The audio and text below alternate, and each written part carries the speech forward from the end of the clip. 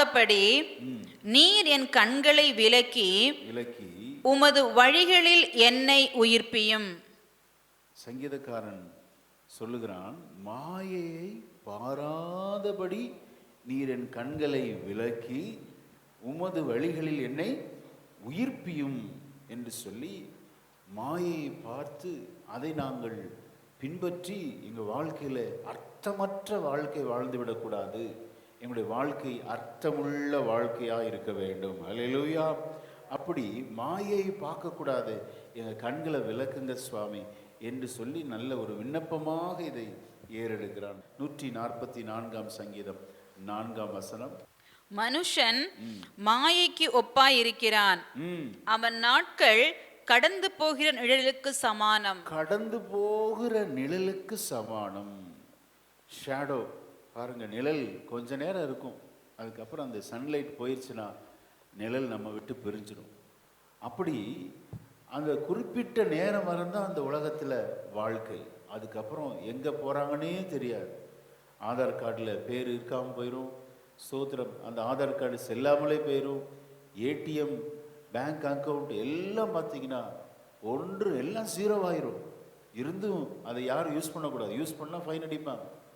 இப்போ என்னைக்கு நம்ம இந்த உலகத்தை விட்டு போகிறோமோ, ஆதார் கார்டு, ஏடிஎம், நம்மை பகைத்தவர்கள், நாம் யாரெல்லாம் பகைச்சோமோ எல்லாமே 0 ஆயிருங்க. எல்லாம் நில், ஒன்றுமே இல்லாமல் பூஜ்யமாக போய்விடுகிறது. நம்முடைய வாழ்க்கை எப்படிப்பட்டது என்பதை நாம் அறிந்து நம்முடைய வாழ்க்கை நாம் பயணம் பண்ணினோம் என்றால் நம்முடைய வாழ்க்கை அநேகருக்கு ஆசீர்வாதமாக இருக்கும். அல்லேலூயா, ஆமென். தேவனற்ற வாழ்க்கை மாயை, தேவனை மகிமைப்படுத்தாத வாழ்க்கை மாயை. சோத்திரம். யோபுவின் புஸ்தகத்தில் 7ஆம் அதிகாரத்தில் நான் வாசிக்க கேட்போம். நம்முடைய வாழ்க்கை ரொம்ப அழகாக அங்கே படம்பிடித்து காண்பிக்கிறார். யோபு 7:1 வாசிக்கலாம். பூமியிலே போராட மனுஷனுக்கு குறிக்கப்பட்ட காலம் உண்டல்லவோ, அவன் நாட்கள் ஒரு கூலிக்காரன் நாட்களை போல் இருக்கிறதல்லவோ. கூலிக்காரன் நாட்களை போல இருக்கிறதல்லவோ.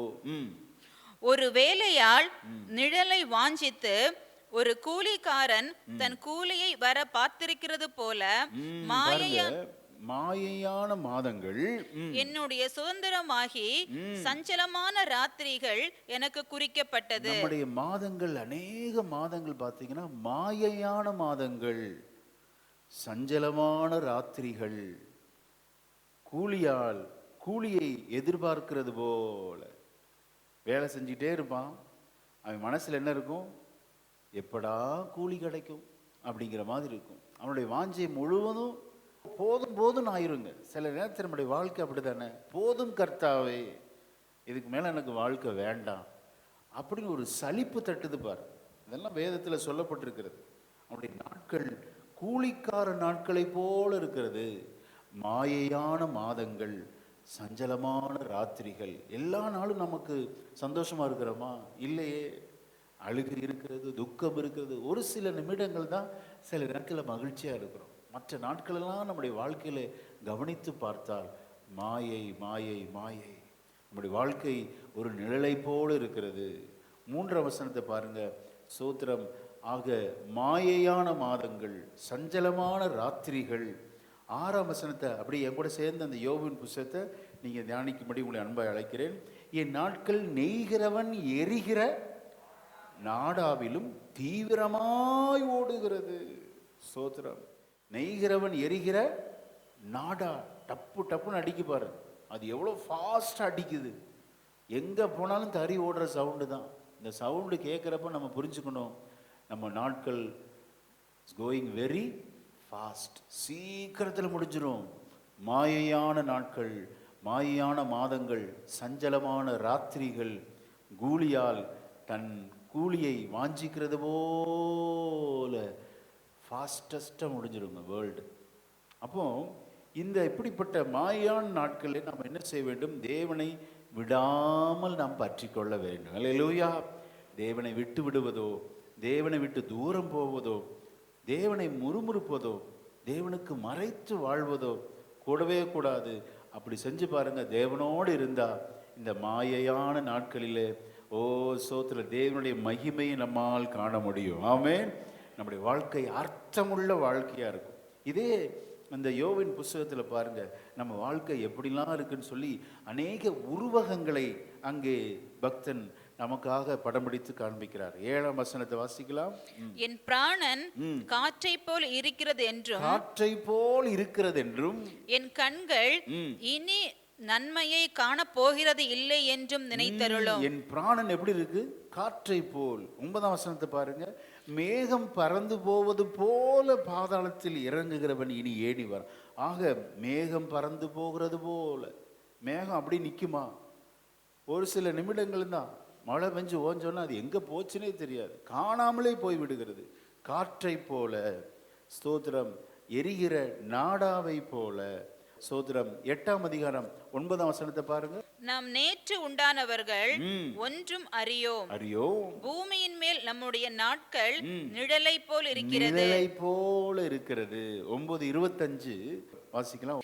என் நாட்கள் அஞ்சிற்காரர் ஓட்டத்திலும் தீவிரமாய் இருக்கிறது. அவைகள் நன்மையை காணாமல் பறந்து போகிறது. அடுத்த வசனம் சொல்லுகிறது, கப்பல் எவ்வளவு ஃபாஸ்டா ஓடுமோ அவ்வளோ ஃபாஸ்டா, கழுகு எப்படி ஃபாஸ்டா பறக்குமோ, அது இறைய பார்க்குறப்ப அதனுடைய ஸ்பீடு பயங்கர ஸ்பீடாக இருக்குமா.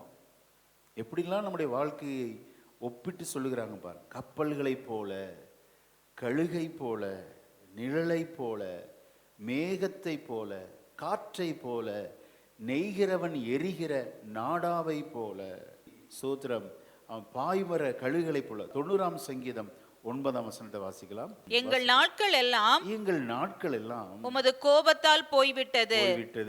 ஒரு கதையை போல் எங்கள் வருஷங்களை கழித்து போட்டோம். ஹல்லேலூயா. கதையை போல, ஒரு ஸ்டோரி சொன்னது போல முடிஞ்சிருங்க. பிறந்தது, வளர்ந்தது, வேலை பார்த்த இடம், குடும்பம், ஜீவனம் பண்ணி எல்லாம் பார்த்தீங்க, கதையை போல முடிஞ்சிடும் அப்படின்னு பக்தர்கள் இங்கே படம் பிடிக்கிறார்கள். 73ஆம் சங்கீதம் 20ஆம் வசனத்தில் சொப்பனம் ஒளிவது போல. சொப்பனம் பார்த்து முடிச்சா எப்படி இருக்கும்? என்ன சொப்பனம் பார்த்தனே தெரியாது. அப்படி நம்முடைய வாழ்க்கை ஜீரோவாக இருக்கிறது. யாக்கோபு புஸ்தகம் 4:14 அது வாசிக்கலாம். நாளைக்கு நடப்பது உங்களுக்கு தெரியாதே, உங்கள் ஜீவன் எப்படிப்பட்டது? கொஞ்ச காலம் தோன்றி பின்பு தோன்றாமல் போகிற புகையை போல் இருக்கிறதே. அவ்வளவுதான். புகை போல, சொப்பனத்தை போல, ஒரு கதையை போல, பாய்கிற கழுகை போல. யோபு 14:2 பூவை போல. 1 பேதுரு 1:24 புல்லை போல. நம்முடைய மாயை நாட்கள் இவ்வளவு நேரம் சொன்னேன். சோத்திரம். ஏசாயா 38:12 என் ஆயுசு மேய்ப்பனுடைய கூடாரத்தை போல என்னை விட்டு பெயர்ந்து போகிறது. கூடாரத்தை போல பெயர்ந்து போகிறது. நெய்கிறவன் பாவை அறுக்கிறது போல என் ஜீவனை அறுக்க கொடுக்கிறேன். என்னை பாவியில் இருந்து அறுத்து விடுகிறார். பாவுன்னா நமக்கு எல்லாருக்கும் தெரியும். தறி ஓட்டுறவங்களுக்கு தெரியும். பாவு வரல, தறியே ஓடலைங்க அப்படிம்பா. பாவிலிருந்து அறுத்து விடுகிறது போல என்னைய அறுத்து விட்டுறார் ஆண்டவர். அப்போ பாவிலிருந்து அறுக்கப்படுகிற நாடா, அதை போல, நிழலை போல, மாயான மாதங்கள், சஞ்சலமான ராத்திரிகள், நெய்கிறவன் எரிகிற நாடா, காற்று, மேகம், நிழல், அஞ்சற்காரர் ஓட்டத்திலும் தீவிரமான ஓட்டம், வேகமாய் ஓடுகிற கப்பல்கள், பாய்கிற கழுகு, ஒரு கதையை போல, சொப்பனத்தை போல, பூவை போல, புகையை போல, புல்லை போல, பாவிலிருந்து அறுக்கப்படும் நாடாவை போல. இப்படிப்பட்ட மாயையான நாட்கள் நமக்கு இருக்கிறபடியால் நாம் எவ்வளோ கவனமாக இருக்க வேண்டும். அல்லேலூயா, ஆமென். ஆகவே அந்திம நாட்களிலே இப்போ தாவீது மரணத்தை எதிர்கொள்ள போகிறார். சாலமோனை கூப்பிடுறார். சாலமோன் இங்கே வா அப்படின்னு கூப்பிட்டு ஒரு ஆலோசனை சொல்றாருங்க. அந்த ஆலோசனை தான் அவன் பின்மாற்றத்தில் போனாலும் மீண்டும் ஆண்டவரிடத்தில் அவன் வருவதற்கு காரணமாய் அமைந்தது. அந்திம நாட்களிலே, வயசான நாட்களிலே பிள்ளைகளுக்கு நம்ம நல்ல அந்த உண்மையை கற்றுக் கொடுக்கணும், சத்தியத்தை கற்றுக் கொடுக்கணும். அவங்க ஸ்தோத்திரம் கடைசியில் கூட அதை பின்பற்ற அவங்களுக்கு சான்ஸ் இருக்கு. யாருக்கு தெரியும்?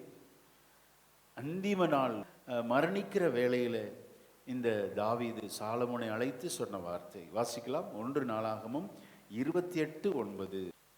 என் குமாரனாகிய சாலமோனே, நீ உன் பிதாவின் தேவனை அறிந்து அவரை உத்தம இருதயத்தோடும் உற்சாக மனதோடும் சேவி.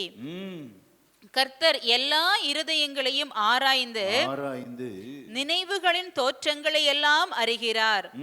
நீ அவரை தேடினால் உனக்கு தென்படுவார். நீ அவரை விட்டுவிட்டால் அவர் உன்னை என்றைக்கும் கைவிடுவார். ஆக இந்த ஸ்ட்ராங் ஃபவுண்டேஷன் தான் சாலமோன் பின்மாற்றத்தில் போனாலும் கடைசி நாளில் மீண்டும் ஆண்டவரிடத்துல வந்து கிட்டத்தட்ட 80வது வயதில் இந்த பிரசங்கியை புஸ்தகத்தை எழுதியிருப்பான் என்று சொல்லுகிறாங்க. ஏன்னா எல்லாம் அனுபவிச்சு முடிச்சிட்டார். அனுபவிச்சு முடிச்சோன்னு தான் சொல்லாரு, எல்லாம் மாயை அப்படிங்கிறார். நிழல் போன்ற வாழ்க்கை.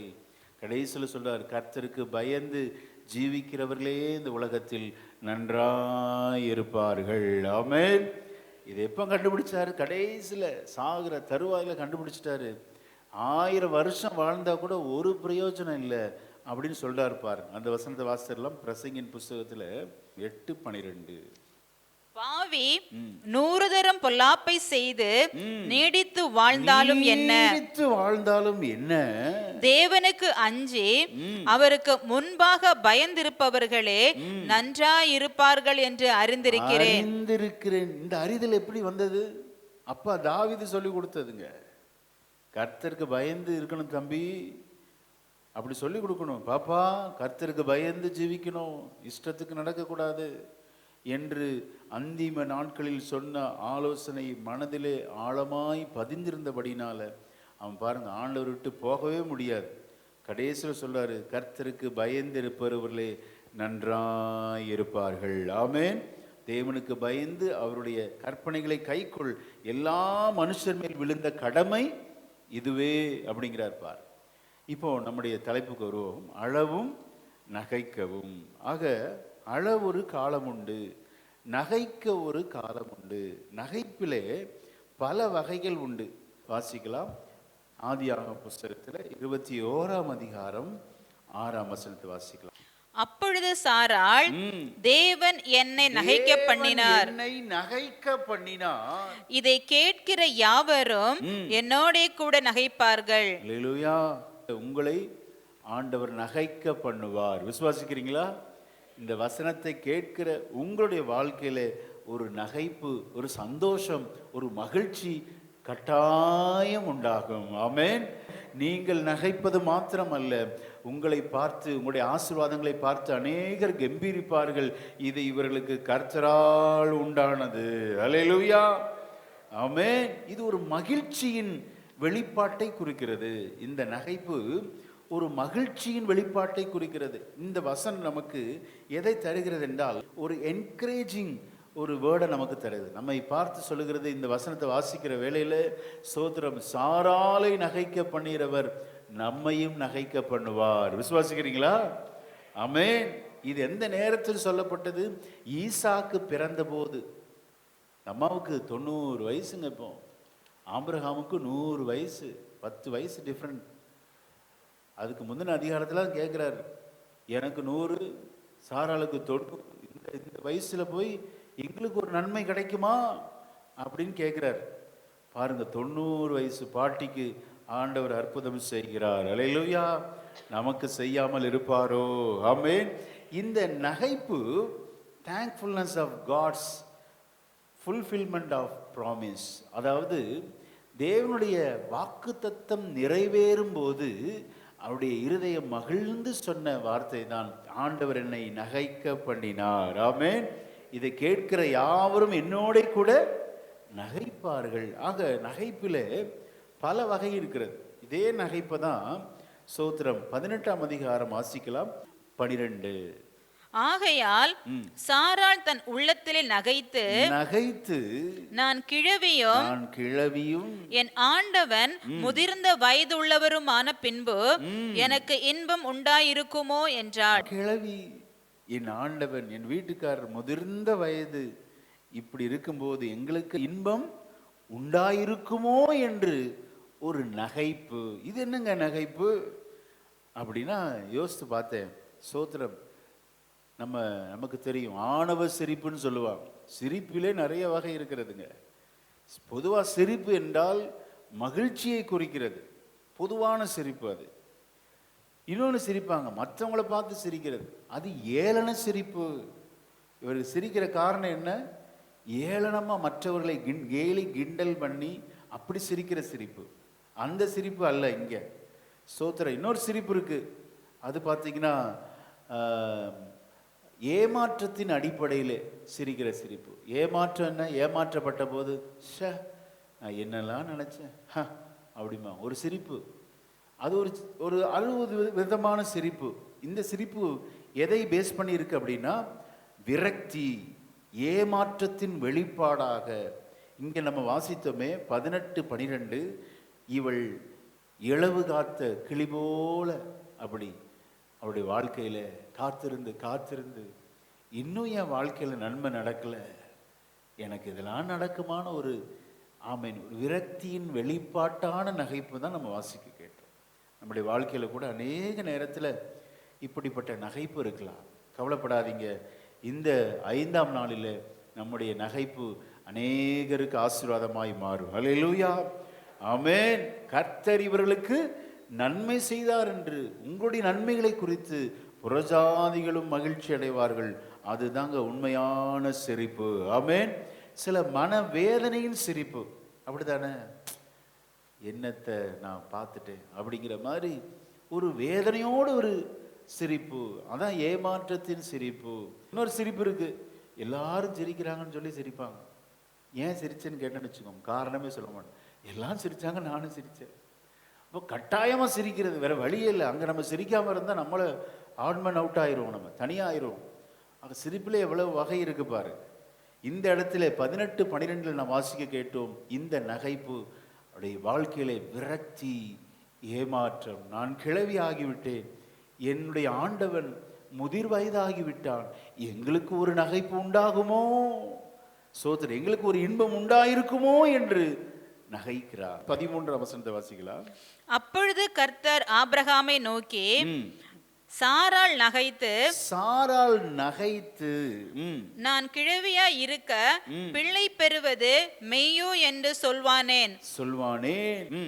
கர்த்தரால் ஆகாத காரியம் உண்டோ? உற்பவ காலகட்டத்தில் உன்னிடத்திற்கு திரும்ப வருவேன், அப்பொழுது சாராளுக்கு ஒரு குமாரன் இருப்பான் என்றார். சாராள் பயந்து நான் நகைக்கவில்லை என்று மறுத்தாள். அதற்கு அவர் இல்லை, நீ நகைத்தாய் என்றார். ஆக இவள் நகைத்ததுடைய முழு காரணம் அன்பிலீஃப், சந்தேகத்தோடு சிரிக்கிறார். இதெல்லாம் நடக்குமா அப்படின்னு ஒரு சிரிப்பு. அந்த சிரிப்பு உள்ளத்தில் சிரித்த சிரிப்பை கூட யார் அறிந்திருக்கிறார்? கர்த்தர் அறிந்து உற்பவ கால திட்டத்திலே ஒரு ஆசீர்வாதத்தை தருவார் என்றால், இன்றைக்கு ஏமாற்றத்தோடு விரக்தியின் விளிம்பில் வந்திருக்கிற உங்கள் இருதயத்தின் ஆழத்தில் சிரித்த அந்த சிரிப்பையும் கர்த்தர் கேட்டுக்கொண்டிருக்கிறார். அல்லேலூயா. நாம் எப்பேற்பட்ட தேவனை ஆராதிக்கிறோம். நம்முடைய வெளி முகம்தான் தெரியும் எல்லாருக்கும், உள்ளான மனிதனில் காணப்படுகிற துக்கம் தெரியுமா? ஆனால் எல்லாவற்றையும் அறிந்து ஆண்டவர் சொல்லுகிறார், கர்த்தரால் ஆகாத காரியம் உண்டோ? விரக்தியா சிரிக்கிற உன்னை பார், நான் மகிழ்ச்சியாய் சிரிக்க பண்ணுகிறேன் என்று சொல்லி ஏற்ற நேரத்தில் ஒரு புத்திர பாக்கியத்தை கொடுத்து, ஆமென், ஹல்லேலூயா, அந்த சாராளை நகைக்க செய்தவர், ஓ நம்மையும் ஆண்டவர் நகைக்க செய்வார். விசுவாசிக்கிறீங்களா? ஹல்லேலூயா. இது நடக்குங்க. இது அப்படியே நாம் ஏற்றுக்கொள்ள வேண்டும். இதெல்லாம் தியானிக்கிறப்ப நம்ம வாழ்க்கையில் அப்படியே அபியாசப்படுத்திடணும். சாராளை ஆண்டவரே அப்படிப்பட்ட ஏமாற்றத்தின் சிரிப்பை மகிழ்ச்சியின் சிரிப்பாய் மாற்றினீர் ஆண்டவரே. எங்களுடைய வாழ்க்கையிலும் இந்த இப்படிப்பட்ட நன்மை எங்களுக்கு உண்டாகட்டும் என்று எத்தனை பேர் சொல்ல முடியும்? ஹல்லேலூயா. இன்னொரு அழுகை சிரிப்பாய் மாறினது, களிகூறுதலாய் மாறினது. நமக்கு எல்லாருக்குமே தெரியும். 1 சாமுவேலின் புஸ்தகம் சோத்திரம் 1ஆம் அதிகாரம் 7ஆம் வசனத்தை வாசிக்கலாம். அழுது கொண்டே இருக்கிற ஒரு மனுஷியுடைய வாழ்க்கையில ஆண்டவர் இடைப்பட்டு அவருடைய துக்கத்தை சந்தோஷமாய் மாற்றுகிறார். வாசிக்கலாம். அவள் கர்த்தருடைய ஆலயத்திற்கு போகும் சமயத்தில் அவன் வருஷம்தோறும் அந்த பிரகாரமாய் செய்வான். இவள் அவளை மனமடிவாக்குவாள். அப்பொழுது அவள் சாப்பிடாமல் அழுது கொண்டிருப்பாள். சோத்திரம். துக்கப்படுத்துவாள், விசனப்படுத்துவாள், மனமடிவாக்குவாள், அழுது கொண்டே இருக்கிற அனுபவம். எத்தனை நாட்கள்ங்க ஆண்டவர் பார்த்துக்கிட்டே இருக்கிறார். நீ அழுதுட்டே இருக்கிறப்பா, இந்த நாள் உனக்கு சோத்திரம் தொடராது, உன் அழுகை நகைப்பாய் மாறும். அல்லேலூயா, ஆமென். ஆண்டவர் ஒரு வாழ்க்கையில இடைப்படும் போது இன்னும் துக்கத்தின் மேல் துக்கம், விசனப்படுத்துதல், மனமடிவாக்குதல் தொடராதுங்க. எல்லா அழுகைக்கும் ஒரு முற்றுப்புள்ளியை ஆண்டவர் வைப்பார். ஆமென். எத்தனை பேர் நம்புறீங்க? அல்லேலூயா. உங்களை யாராவது அநேகர் விசனப்படுத்தி கொண்டே இருந்தால், அல்லது துக்கப்படுத்தி கொண்டே இருந்தால், மனமடிவாக்கி கொண்டே இருந்தால், ஆமீன், அழுது கொண்டே இருக்கலாம். பயப்படாதீங்க, உங்கள் அழுகை நகைப்பாய் மாறும். ஆமேன். அன்னாள் தன்னுடைய இருதயத்தை தேவ சமூகத்தில் ஊற்றினாள்ங்க. ஊற்றும் போது ஆண்டவர் அவளை நகைக்க பண்ணினார். அவள் நகைத்து சொன்ன வார்த்தை 2ஆம் அதிகாரம் 1ஆம் வசனம் வாசிக்கலாமா? இந்த களிகூறுதல் நம்முடைய வாழ்க்கையில உண்டாகுங்க. பயப்படாதீங்க. இன்றைக்கு அநேகர் உங்களை மனமடிவாக்கி இருக்கலாம், அநேகர் உங்களை துக்கப்படுத்தி இருக்கலாம், அநேகர் உங்களை व्यसனப்படுத்தி இருக்கலாம், ஸ்தோத்திரம், தகாத வார்த்தைகளை சொல்லி உங்களை காயப்படுத்தி இருக்கலாம். பயப்படாதீங்க, கர்த்தர் இன்றைக்கு உங்களை களிகூற செய்கிறவர். ஆமென். வாசிக்கலாம். அப்பொழுது அன்னாள் ஜெபம் பண்ணி, என் இருதயம் கர்த்தருக்குள் களிகூறுகிறது, என் கொம்பு கர்த்தருக்குள் உயர்ந்திருக்கிறது, என் பகைஞரின் மேல் என் வாய் திறந்திருக்கிறது, உம்முடைய இரட்சிப்பினாலே சந்தோஷப்படுகிறேன். அல்லேலூயா. எப்பொழுதும் அழுது கொண்டிருந்த அன்னாளுடைய வாழ்க்கையில சந்தோஷம், மகிழ்ச்சி, களிகூறுதல், எத்தனை ஆனந்தம் பார்த்தீங்களா? ஆக நம்முடைய வாழ்க்கையில துக்கமானாலும், மனமடிவாக்கப்படுதினாலும், காயப்படுதல் எல்லாம் ஒரு அளவு தாங்க. எல்லாம் மிக்ஸ் ஆகி தான் இருக்கு வாழ்க்கையில. ஸ்தோத்திரம். எப்போதும் சந்தோஷமா இல்லை, எப்பொழுதும் களிகூறுதலா இல்லை, எப்பொழுதும் மகிழ்ச்சியா இல்லை. இன்றைக்கு நீங்கள் அழுது கொண்டிருக்கலாம். நாட்கள் வரும் என்று கர்த்தருடைய ஆவியானவர் சொல்லுகிறார். ஆமென். ஸ்தோத்திரம். அன்றைக்கு நீங்கள் சந்தோஷப்பட்டு களி கூறுவீர்கள், கர்த்தர் எங்களுக்கு பெரிய காரியங்களை செய்தார் என்று. அல்லேலூயா. கர்த்தர் சொன்ன வாக்கு தத்தம் நிறைவேற சாராளுக்கு 25 வருஷம் சென்றதுங்க. திடீரென்று ஆண்டவர் சில காரியத்தை செய்து தமது வாக்கை நிறைவேற்றுவார். ஆமென். பரிசுத்தமுள்ள நல்ல பிதாவே, இந்த 5ஆம் நாளுக்காக நன்றி செலுத்துகிறோம். சாராளுடைய வாழ்க்கையில் ஆண்டவரே விரக்தியின் ஏமாற்றத்தில் நகைத்த அந்த நகைப்பை ஆண்டவர் மகிழ்ச்சியான ஒரு சிரிப்பாய் மாற்றினீரப்பா. ஆண்டவரே, எங்களுடைய வாழ்க்கையிலும் உமது ஜனங்கள் பல வேளைகளில் ஏமாற்றத்தோடு இருக்கிறாங்க சுவாமி.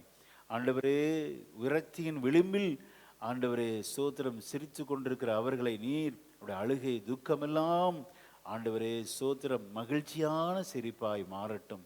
என்னோட கூட இதை கேட்ட யாவரும் நகைப்பார்கள் என்று எவ்வளவு உறுதியாக சொல்லுகிறாள் அப்பா. அப்படிப்பட்ட ஆசீர்வாதங்கள் ஒவ்வொரு மேலும் வந்து இறங்கட்டும் அப்பா. ஒரு பனி போல உமது ஆசீர்வாதங்கள் உச்சந்தலை முதல் உள்ளங்கால் வரை ஆண்டவரே ஸ்தோத்திரம் அப்பா.